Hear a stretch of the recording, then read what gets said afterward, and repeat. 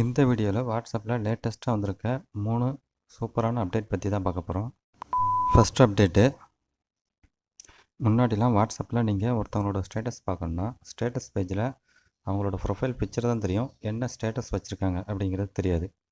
ஆனால் இப்போ வந்திருக்க அப்டேட்டில் அவங்களோட ப்ரொஃபைல் பிக்சரையும் பார்த்துக்கலாம், அவங்களோட வாட்ஸ்அப் ஸ்டேட்டஸையும் நீங்கள் பார்த்துக்கலாம். அதாவது அந்த சர்க்கிளில் அவங்களோட ப்ரொஃபைல் பிக்சர் இருக்கும், இந்த பாக்ஸில் அவங்க என்ன ஸ்டேட்டஸ் வச்சுருக்காங்க அப்படிங்கிற சாம்பிள் இமேஜ் இருக்கும். ரெண்டாவது அப்டேட்டு, நீங்கள் இப்போ ஏதாவது ஒரு இமேஜோ வீடியோவோ ஸ்டேட்டஸ் வைக்க போகிறீங்க அப்படின்னா அந்த இமேஜை வீடியோவை யாராவது டேக் பண்ணி நீங்கள் ஸ்டேட்டஸ் வைக்கணும். அதாவது இதில் உள்ள அந்த அட்டு சிம்பிளை கிளிக் பண்ணி உங்கள் காண்டாக்டில் இருக்கிற யாராவது ஒருத்தவங்கள டேக் பண்ணி ஸ்டேட்டஸ் வைக்கலாம். டைரெக்டாக அவங்களுக்கு நோட்டிஃபிகேஷன் போயிடும். அதாவது உங்கள் காண்டாக்டில் உள்ள யாராவது ஒருத்தர் இதை கண்டிப்பாக பார்க்க நினச்சா அவங்கள டேக் பண்ணி இதில் வைக்கலாம். அதேமாதிரி இந்த ஸ்டேட்டஸை ஓப்பன் பண்ணி இந்த 3 டாட்டை கிளிக் பண்ணி வியூ மென்ஷன் கிளிக் பண்ணிங்கன்னா நீங்கள் யாரை டேக் பண்ணி வச்சுருக்கீங்களோ அவங்க நேம் லிஸ்ட்டு இதில் இருக்கும்.